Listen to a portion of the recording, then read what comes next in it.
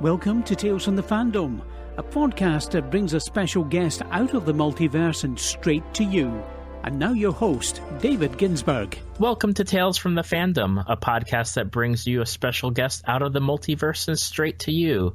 Today's guest is Jeremy, also known as Stryfe the Warrior. His name is synonymous with the term Jack of all trades. He's a cosplayer, streamer, voice actor, video editor, drummer, businessman.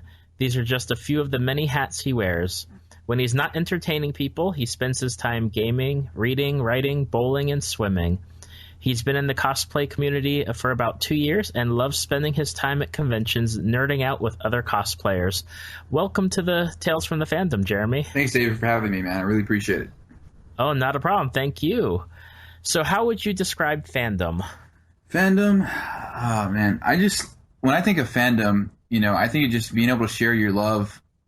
You have a particular game, movie, series, web series, just with other people and being able to, nerd out with those fellow fans. I really like it, just because it kind of gives you the opportunity, a chance to connect with people with similar interests. And it's just being able to identify with the same people who love the same things that you do. And what fandoms are you into? Quite a few. I've actually, some of my favorites would be Earthbound, Power Rangers, Undertale, Legend of Zelda, and Super Smash Brothers. Awesome. So you have a wide range between video games, and obviously Power Rangers is a cross-cultural phenomenon. Oh, yeah. How did you get into Power Rangers? Well, to be honest, it's very... I've actually kind of... If this makes sense, a reborn fan. I used to grow up with Mighty Morphin Power Rangers, watching it when I was a kid. I loved the first movie when it came out. I did see Power Rangers Turbo, the movie, and I kind of stopped right at Zeo. So, once I got older, I got into more different subjects such as anime, more video games and whatnot. And a little bit of my high school, early college years, I kind of went back and rewatched the series and actually would kind of progress some of my cosplay further. Last year, in 2015, we had our second local Comic-Con. It was the second annual year, and we actually had 3 of the original actors visit, which was Walter Jones, who played the original Black Ranger, Steve Cardenas, who played the second Red Ranger, and David Yost, who played the original Blue Ranger. So I had actually a green Ninja Ranger cosplay at the time, and then I got to meet them. They kind of rekindled my love for Power Rangers, so I just became more invested and found out there was a whole cosplay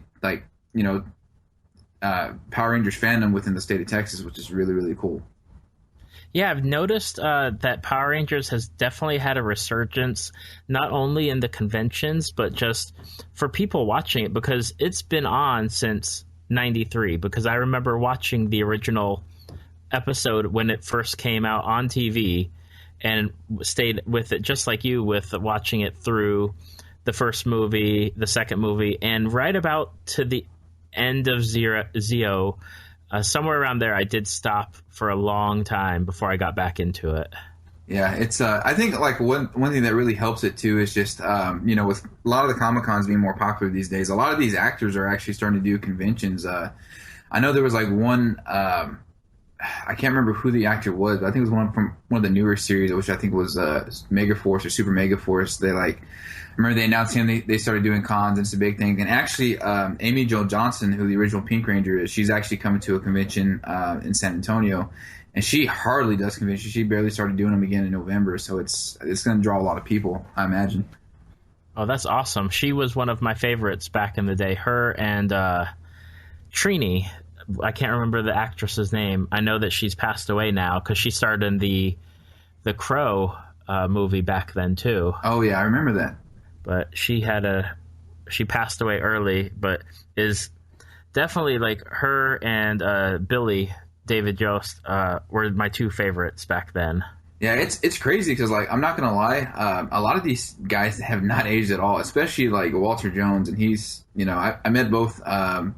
The only 2 actors I haven't met is Amy Jo Johnson and Johnny Young Bosch, who is the second Black Ranger, the Black Ranger in the movie. But they're all real down to earth and really cool people. They're definitely worth meeting. Yeah, I'd love to get a chance to meet them. When I went to the convention here, the only one that was here was Jason David Frank. Oh yeah, and I had to make a decision between him and seeing Eldon Henson from Daredevil also the Mighty Ducks movies. But yeah, is not that day for me to go see him. But hopefully in the future, I'd like to start meeting them. There is a convention here in Orlando called Ranger Stop, where they bring in a lot of the Ranger actors. Yeah, I actually remember. I haven't been to that convention, but I've heard about it. Actually, one of my friends who is a Team JDF ambassador for Texas, he actually went to it and he said it was really good. So, what season or what series of Power Rangers is your favorite?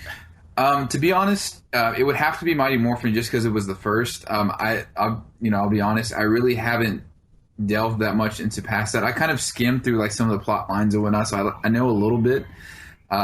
However, I'm not going to lie. One that's also worth checking out, which is the original counterpart of Power Rangers, the Super Sentai version, Koryu Sentai Zyu Ranger, which is Japanese for Dinosaur Task Squad, I believe. And it's almost like watching an anime because it's a little bit darker tone. It's not like super dark, but I'm not going to spoil any spoilers for it, but the way things are portrayed in Power Rangers and Sentai, it's a lot different, but it's a little bit more dramatic, but it's definitely worth checking out like an episode. Like if you happen to catch it with subtitle, it's really good. Where would someone go to find that? You can actually find some snippets on YouTube. I know there's like a few episodes on there.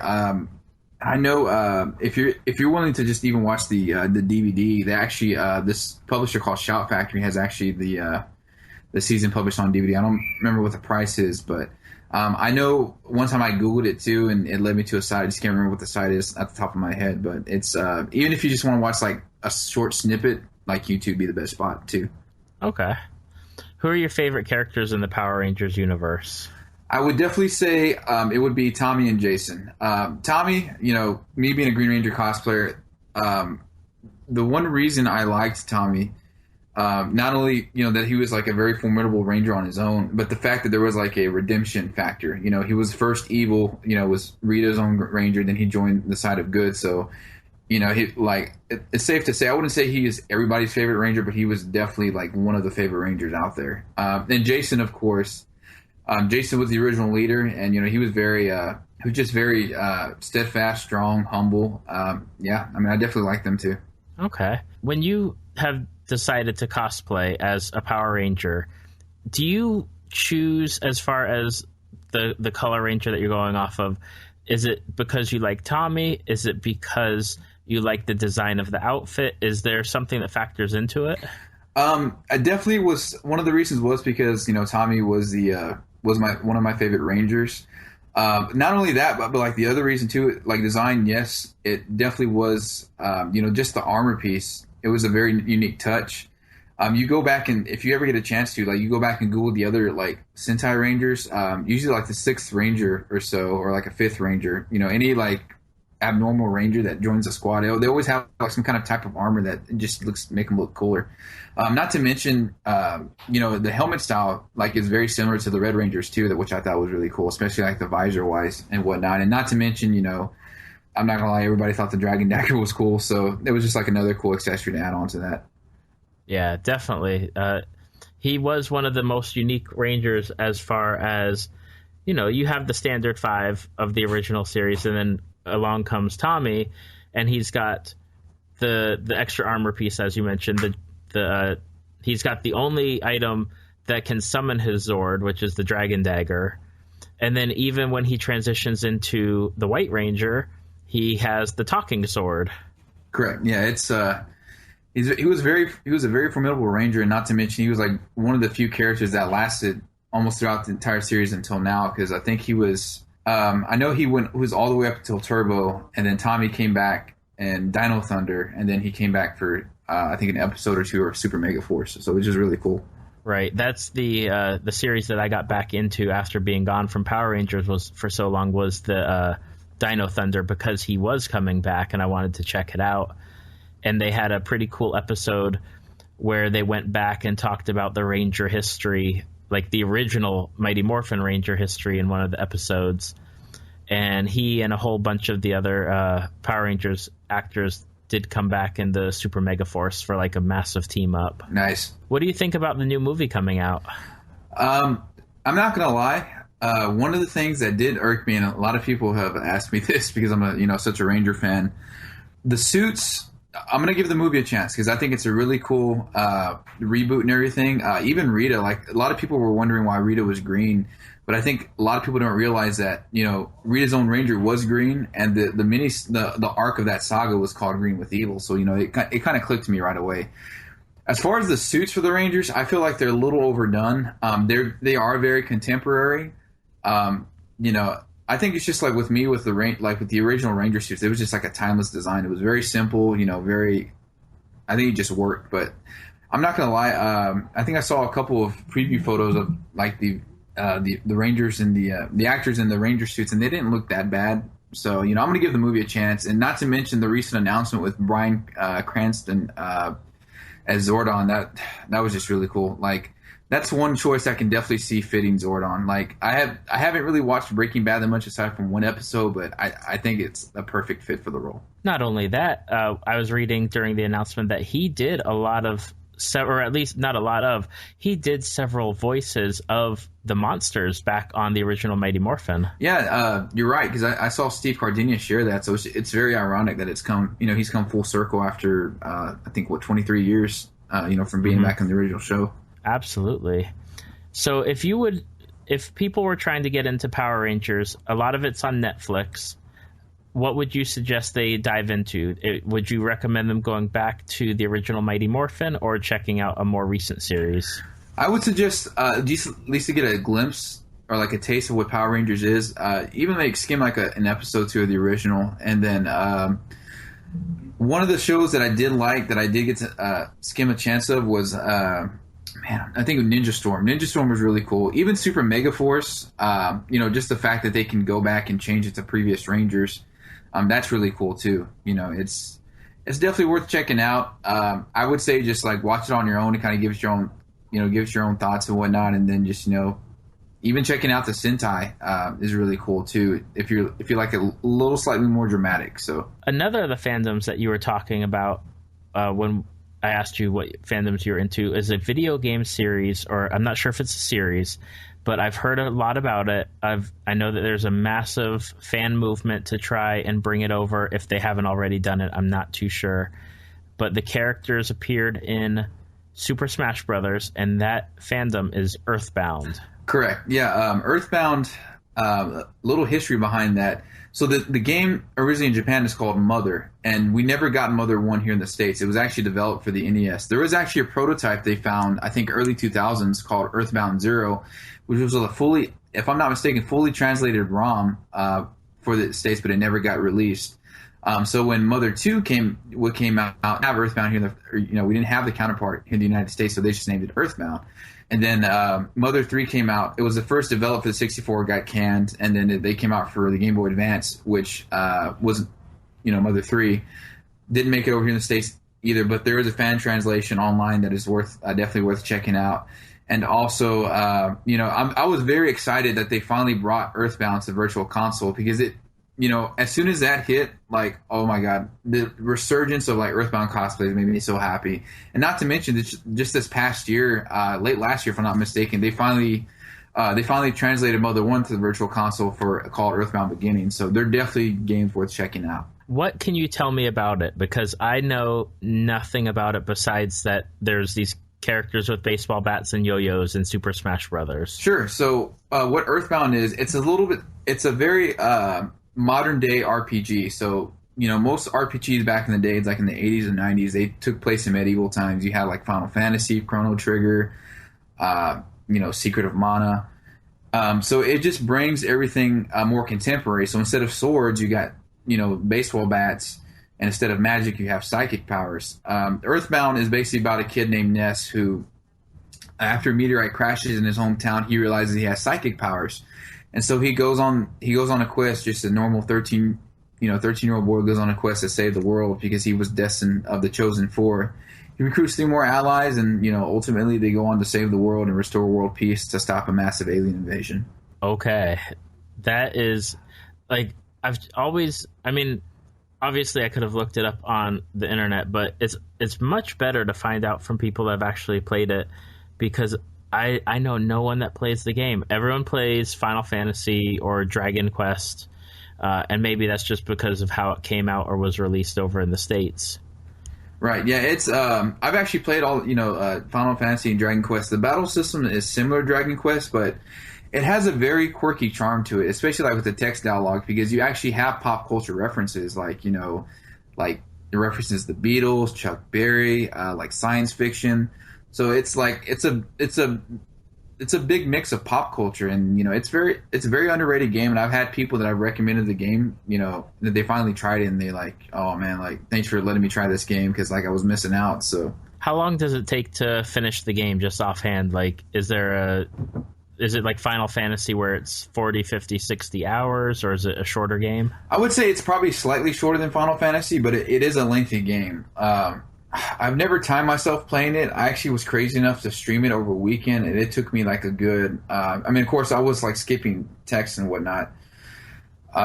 Man, it took me like a good 30 hours. So it was probably slightly longer than that. But if you take the time to play through and everything, I would say it'd probably be slightly shorter than, not as long as Final Fantasy, but it's a lengthy game. And do you have a favorite character in the game? Definitely would be Ness. The reason that being too is like you hear a lot of text references from the non-playable characters. It's just showing that he's just like your average character, your average boy. A lot of people don't believe in him, but the game teaches you a lesson that even the unlikely heroes, the people that don't, you have your everyday heroes, that are just the highly unlikely ones, can somehow be the strongest ones. So I think it teaches a good lesson about that. Is there any more in the series coming out? Like, are they making another like Mother or Earthbound, or is it pretty much done at this point? I want to say, don't quote me on it, but I remember reading the curator. He did an interview. His name is Shigatsu Itoi. He actually put a lot of his life into Mother 1, 2, and 3. So it's very unlikely that there's going to be an official sequel. However, there is a fan-made sequel being made called Mother 4. I haven't read too much into it, but from what little footage I've seen, it's very good. And what's unique about Earthbound is just, as I was saying, he put some of his own experiences in the game. I'm not going to give you any spoilers, but some of the final boss text is actually from a traumatic experience that Itoi experienced as a child. So, wow. Yes, sir. What would be a fandom that you're into that you feel is underrated? Earthbound would be definitely one of them. There is, thankfully, because of Virtual Console, there is a resurgence of fans. Especially, I see a lot of these younger fans, because usually with Earthbound, there's either the older fans that have been fans from day one, or the newer ones from like Smash Brothers or Virtual Console. A lot of people, that play RPGs, they kind of tend to overlook it. Granted, it's a very underrated classic, but I definitely would recommend the game to anybody that loves RPGs. And the new announcement, I don't know if it was a week or two ago, for the new Nintendo system, I believe, is having a new Legend of Zelda game coming out for it. Yes, I'm very, very excited about that. I saw a little footage of E3, and man, Zelda's another one of my favorite fandoms as well. It was actually probably my favorite one of my favorites before Earthbound came along. And I don't know if this is true, but I read somewhere that the map for Breath of the Wind is supposed to be 9 times bigger than Skyrim. And if that's true, man, we're just you can definitely expect to get some hours in on that one. I saw the footage too. I really liked it. My only issue when I have these games coming out is I suck at playing action RPG style games with the character in either the first person or third person. I can't do it. I couldn't do it with Kingdom Hearts. I couldn't do it with any of the Zeldas. I'm just not good with that. Yeah, it can be tricky sometimes, because especially if you're used to something that's like turn-based. I think with if you ever go, I don't know if you ever tried Skyward Sword. That one has a pretty good tutorial system, so it's really good. I feel like the newer games have been better about like teaching the controls, especially with the more motion consoles like the Wii and Wii U. What's your favorite Zelda game? Oh man, that's a tough one. I would say it would have to be a tie between Ocarina of Time, because it was my first, Twilight Princess, and Skyward Sword. Mainly because Twilight Princess was a spiritual successor to Ocarina of Time, and Skyward Sword was a modified engine of Twilight Princess. They convey the story very well. Even with Skyward Sword, there's a couple parts that have me emotional, especially because like they kind of hinted on some things like between Link and Zelda that hadn't really been touched on in prior games. Okay. Now, with each game, is it the same Link, or are they different Links in a similar universe? How does that work? Well, this is kind of a crazy discussion because at one point the Zelda timeline was very unclear. It wasn't until I think 2013 or 2014 when Hyrule Historia was finally published, they actually had a complete storyline where it finally conveyed everything. Most of the time you are playing as a different Link. However, there are a few games where you are playing as the same one. A pairing that would be an example of this would be Ocarina of Time and Majora's Mask. That is the same Link. You play in Majora's Mask that you played as an Ocarina of Time. It directly hints at his adventures right after that. Okay. Another one would actually be the original Legend of Zelda and Zelda 2, The Adventure of Link. And, man, that's the only two that I can think of at the moment. Aside from, I think, Wind Waker and I think the other one that came out was Spirit Tracks and stuff. Those are fairly related. But to give you a general gist of the idea, Skyward Sword was, I think, the earliest point in the timeline as far as playable at this point. And then once that came about, Ocarina of Time was where the deciding factor, where the timeline split into three, to where if Link won, Link lost, and if he wasn't there in the first place. So, and at that point, it kind of gets a little bit confusing, but it kind of splits into three. Okay. Do you have a favorite Link? I would definitely say it would be the Skyward Sword Link, just because there was a lot more emotion in that game. So, and you kind of, it was kind of cool because in the beginning of the game, he's training to be an official swordsman from the school that he's enrolled into, and it establishes that like Link and Zelda, this is before Hyrule really began and everything, that they were really close friends, and so you see like a very developing relationship between the two characters. Not to mention too, like Ocarina of Time. I feel in that game, Link was very steadfast, and he would progress no matter what. I mean, he even as a kid, he challenged Ganondorf, knowing that he probably would have lost. So, and again, a similar question: if someone's trying to get into the Legend of Zelda game series, I know it's obviously harder to go back and play the original Zelda, but is there a game that you would say would be the easiest entry point for someone to try out? Would definitely probably be Ocarina of Time. Just because, especially if you're not used to motion controls, I feel like it was very easy to pick up and play. That Link of the Past, if you want to go slightly more retro, which is the Super Nintendo one.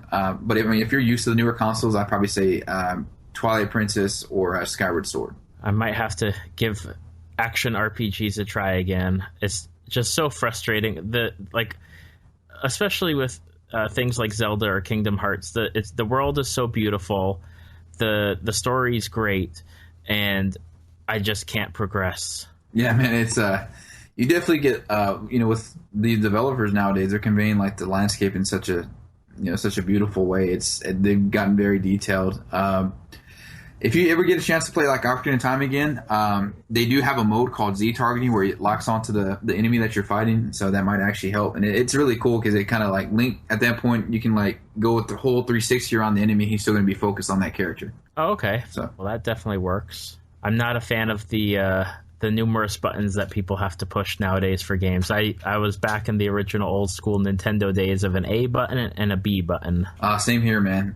The NES was my very first console, and after that, it was also the Super Nintendo. So I come from a generation of old school gamers. So yeah, old school gamers. Oh yeah, man. Back when you used to have to blow on the cartridges and stick them in and hope for the best. Oh man, I still do that. I still have to and also, a quick tip: if anybody else still has like old consoles, get a Q-tip. If that doesn't work, get a Q-tip. Lightly dab it in rubbing alcohol and rub the grime off the cartridge, and then use the other one to soak up the alcohol, and then it works like 100% of the time. Awesome, much better than blowing on it, which worked probably like none of the percent of the time. Yeah. But it is still cool. Oh yeah. So you're into cosplay. We've talked about it already. Power Rangers cosplay. How did you get into just cosplay itself? Like, did you just discover it on the internet one day, or was it that you went to a convention and you saw people dressed up? Yeah, it was actually a numerous bunch of factors. Halloween has always been one of my favorite holidays, and at the time before I went to my first convention, I was in a relationship with my girl, and she we actually had we started looking up more cosplay, and, more detailed costumes and whatnot. So, my relationship ended with her, and one of the things I had looked up for advice was to try new things, rearrange your room, try new hobbies and whatnot. And I had a friend of mine back when I did amateur voice acting who lived in Dallas, which is about 5 hours from where I am at now. He was like, man, you should come to this anime convention. Like, you should just check it out and whatnot. I was like, you know what? Like, I'm going to follow the advice. I'm going to try something new. I said, let's do it. So I went to A-Kon, which is actually the longest running anime convention in the U.S. I went to it for the first time, and oh man, dude, I just fell in love with the place. And the reason being, I'm from a small town, which has like a population of 2,000 people at most. So, yeah, being a nerd, cosplaying, it's definitely not big, where I'm from. So just to finally like fit in with so many people that had like the same interests I do, it was very awe-inspiring. And, I was very sad when I left the convention. So at that point, I returned to the same convention in 2014. And then, being a noob, I found out there was other conventions in Texas too. And I was like, I just started hitting them all up, and here I am. And was cosplay just an extension of that, just getting into it? Yeah, cosplay was just, I started delving into more cosplays. My very first one that I did was Two-Face from Batman the Animated Series. I actually had the half and half suit, and then of course I also did Ness, which is from Earthbound. So I just started cosplaying more and more, and I just I started meeting a whole bunch of new friends and started making a whole new friends. I just realized like, man, dude, this is a big world out here. There's a lot of people with like the same interests I do. So one of my favorite aspects of cosplaying is just entertaining people. If I can just make somebody like geek out, like portray the character correctly, then my job is done. I kind of consider myself a little bit more of an entertainer, so I like to call myself a cosplay entertainer, just because I like to get into character. I like to act like the character, do the mannerisms and everything, and it really makes a difference. It really just making people geek out and just putting a smile on people's face, that makes me happy. So, what are your favorite cosplays that you've done? Green Ranger would definitely be one of them, just because it's a childhood dream come true. Ness would also be another one of them, just because I identify with the character so much. And another one that I'm actually doing right now, which is really cool, is Falco from Smash Brothers. He's one of my more recent cosplays. A lot of people dig the twist that I put on it. I actually did like a Gajinka, which is kind of a roughly translated term in Japanese of human form, because Falco's a bird. So I kind of made him like a human form. I did like a blue wig and everything. So, and not to mention, I actually did a full Star Fox group at this past A-Kon, which was about a couple weeks ago. And so it was really cool. Awesome. When you're going to start with a cosplay, how do you choose who you want to portray? Is it someone that you connect with, like obviously Green Ranger or Ness, or is it someone that you prefer the outfit that you could do, or what draws you to the characters that you cosplay? A lot of them would be just favorites of mine, to put it simply. And that, there was a couple ones where I just did filler characters just because they kind of fit in with the group at a time. So, like for example, one of my current projects I'm working on right now is a punk gender bent version of Sailor Jupiter from Sailor Moon. So I'm actually gonna be part of a punk Sailor Moon group. So I had originally chose Mars, but I actually chose Jupiter. So it kind of gave myself more of a challenge. So I just felt like if there was to kind of challenge myself and progress myself further, just trying to. I feel like if I can step out of my comfort zone a little bit and like give a really unique design to a character, I kind of feel that makes a big difference as well. Okay.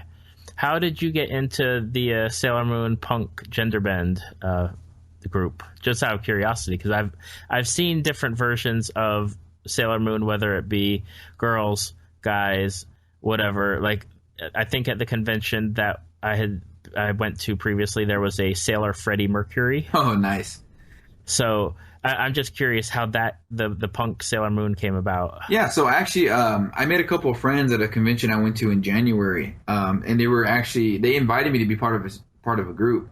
Granted, I have not seen Sailor Moon in such a long time, so I'm definitely going to be rewatching some episodes to get more into the character. So I was like, I didn't know how to I was like, wow, they really want me to be part of this. I'm like, okay. So they just invited me to do it, and I just started kind of going some designs. I'm actually going to be going for the elements I'm going to be basing my incarnation of is actually going to be like '80s, kind of a Billy Idol kind of look. So, I just try to make it my own, but also make it recognizable within the group as well. So I was like, okay, I'll roll with it. And, not to mention I hadn't done a gender bend cosplay yet, and I really want to diversify myself. So I feel like, putting your unique spin on a character helps with that. Besides that gender bend costume, is there any others that are on your wish list or that you're working on for the future? Yeah, so along with the Sailor Jupiter one, which is actually going to be for a convention in September, I'm actually also working on Mr. Karate from Art of Fighting / King of Fighters. So I'm going to be working on those two for the convention of September. Right after that, I'm actually piecing together Black Ranger next. And then, which I'm hoping to get, one that I'm hoping to get done in January is going to be Chris Redfield from Resident Evil Code Veronica X. And then also a Gajinka version of Azrael Dreamer from Undertale, which hopefully I'm going to try to get that one in January as well. So, I try to keep myself busy with cosplays just because I love, crafting new things, and, I'm doing a little prop work here and there too. So after those, I'm not entirely sure just yet. Okay. Do you make your own cosplays, or do you buy bits and pieces here and there? I know with the Ranger costumes, it's probably a bit tougher to make. Yeah. I'm actually started, you actually caught me at a good time, because I actually started crafting a lot more of my cosplays. I'm also a partner streamer with my buddy on Twitch. He does custom artwork, and my portion of stream is the cosplay. So actually, right before I got on the interview with you, I was actually working on some upgrades for my Falco cosplay, which is I'm making some shin guards out of EVA foam. So, and it's actually my first time doing it. So still cutting the pieces, making sure everything's proportional and whatnot. And then, when the time comes, painting them and whatnot. So Falco was a little bit more of piecing together piece by piece, but I did modify the gun. Styled the wig myself. I actually repainted and modified. The scouter I used for him is actually a modified DBZ scouter, because most DBZ scouters sit on the left eye. I had to take it apart, rearrange everything around to make it sit on the right eye. I also painted it over to match the correct color scheme for Falco. And I also clipped a part of a Xbox 360 headset for the mouthpiece, and I put that in there as well. Awesome. That is stuff where I am not a person that works with my hands, and I just have to give all the credit to everyone who does anything related to cosplay, as far like sewing or craft, like anything, because that's just something that I can't see myself ever being able to do. Yeah, it's man, I'm not gonna lie, I've had some tough days, especially because I've never been the hands-on person either growing up. I was always more into artwork, video gaming and stuff like that. But it's really cool seeing, even if, you're just barely starting off or doing like a first draft, just the fact that you're kind of putting that idea, coming to life. It's really cool. And, I'm actually going to be learning how to sew and whatnot too. So it's going to take some time, especially with like the time crunch of a schedule I have. But, I think it's all worth it in the end. Now, something that we've mentioned a few times while we've been talking has been Super Smash Brothers. So which iteration of that game is your favorite?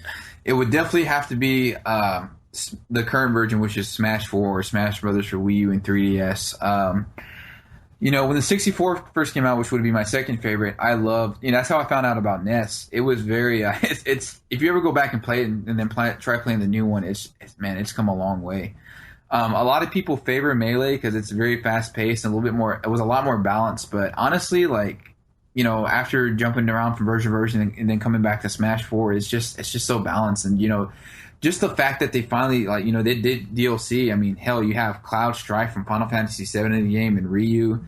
It's a really interesting time, to have so many characters like that in the game. And just, especially with the network play and, the constant updates to balance out the game. I love it, especially with, they made a very smart move putting the game on a handheld platform first, because it sold like hotcakes, and it surpassed, I would like to say it surpassed everyone's expectations. And then when they finally did the whole Amiibo tie-in with the home console, and then the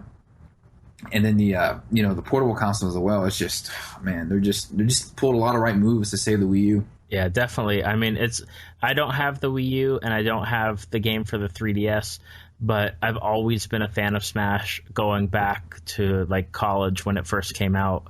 And I mean, I've always loved, and see, this is where I get to play as Link, is because I've always loved playing Link in any of the series, and my favorite has always been Young Link. Oh yeah, that was really cool. That especially with Melee too, because man, the roster like jumped up when they got Melee. Because I remember with Smash on the 64, it was originally just 12, and then I want to say it almost doubled. You know, especially because they had like so many different incarnations, and I guess you could say clones, so to speak. Because you know, as you mentioned, it was Young Link, and then they put in Falco, they put in Roy and Marth. You know.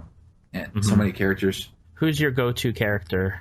Currently in Smash 4, it's Little Mac. A lot of people say he is overpowered, which I agree to a sense, especially with his armor. But I feel he's a very good balance of both speed and strength, especially if you can use him right. You know, the only downfalls he has is actually, you know, he's not much of an air fighter. His recovery is very bad, obviously, because he's a ground fighter. But, I mean, there actually has been times, if you kind of get used to the physics enough and you can kind of keep control of your damage, you can actually recover with the techniques he has. But below him would actually be Ike from Fire Emblem. He was definitely my go-to guy in, you know, Brawl and even the newer one. He's a little bit slow, but, you know, his strikes are kind of quick if you can time them just right, if you're just using the A button. And then definitely has to be Ness as well, just because, especially in the original version, he was just, man, he was a powerhouse. So he sure was. Yeah. And it's not expected either, because if you're not playing him right, you're not really pulling off like his full potential. But those that really sunk their time into him, I mean, they would just light you up with like that PK fire. Oh yeah, for sure. Especially, I've had like so many people like just be in awe because I've made some very, very dangerous recoveries from, you know, getting knocked off stage with Ness in the original version. So if people are looking for you on social media, where can they find you? So the two platforms I'm on the most would be Instagram, which is, you know, Stryfe the Warrior, all one word. And I also have a progress account that I update on the daily as well, which is Vanime_Stryfe. And then also, you know, my Facebook page, which is facebook.com/Stryfe the Warrior or Stryfe the Warrior Cosplay. So you'll see a lot more of my like con albums up on there as well. And then, you know, I try to keep both up to date as much as possible. Okay, and I'll have those on the show links for anybody that's interested, and on the Facebook page. On your Instagram, I was just curious, you have these photo layouts that I've never seen before, where it's like 3 pictures, but it's all one picture. Yeah, actually my friend suggested that to me. I've been really trying to grow my Instagram account and just have my name out there, you know, because cosplay is something I definitely want to do eventually full time. You know, he said at one point I would just put like photo shoot pictures up as I go and mix with con pictures and whatnot. And actually, not only my friend suggested, I saw it on a photographer albums too. So the way I do it is I usually do as much as I can. I guess rows of 3 from a set, and then of course I'll do like to break off into the new set. I'll do like a yeah, as you said, a 3-row picture of the same picture. So I feel like it gives it a unique portfolio feel to the Instagram. It does, because I've never seen that before. And then the logistics of having to always be uploading 3 pictures at a time must also be something where you have to consciously just think about that before you start doing it. Yeah, it's I usually post it like really quick back to back, and there is an app actually that kind of saves time with the 1 picture thing. You know, that's the tough thing about being a cosplayer too, because you have to make sure you have fresh material, you know, to make sure that you're, you know, up to date, and then, you know, you have to be always popping out new stuff or being relevant or, you know, really honing your craft. So it can be tough sometimes. I'm not gonna lie. All the time. I know a lot of the people that I'm following now, every day there is at least 1 post for whatever character that they're doing, or multiple characters, and it's every day there's a post. And I mean, it's nonstop. There's always something that they're doing or posting, and putting information out there for people. Yeah, definitely. I mean, I think what helps too, it definitely helps to like, you know, connect with your fans and, you know, just appreciate them, because without the fans, you know, of your work, you know, you don't have your cosplay, you know, because they make all the difference. And that's what I love going to conventions too, because I get to like meet so many people, and I love cosplaying with other cosplayers as well, collaborating, because I feel like I've actually had some ideas that a lot of them kind of seemed crazy at the time, but when I finally put them together, people are like, oh man, I see what you're saying now. That makes so much sense. And just it takes a little bit of going out on a limb from time to time as well. Okay. If someone was getting into cosplay, what would be your advice to them? Don't let anybody tell you what you can and can't do. That would be one of my key advices. Unfortunately, sometimes the cosplay community can be a negative place, and I definitely want to, do my best to change that. Nobody has the right to tell anybody who to cosplay or who not to cosplay, because we're all at the end of the day, we're all just there to have fun. Mm-hmm. That's why I identify with the cosplay community so much, because these are people I really wish I would have had growing up, because I would have had so many people to hang around with more. I mean, these are the people I want to be around. We just all got to be respectful to one another, and that's all we have to do. I mean, there's no point in being, a jerk about things.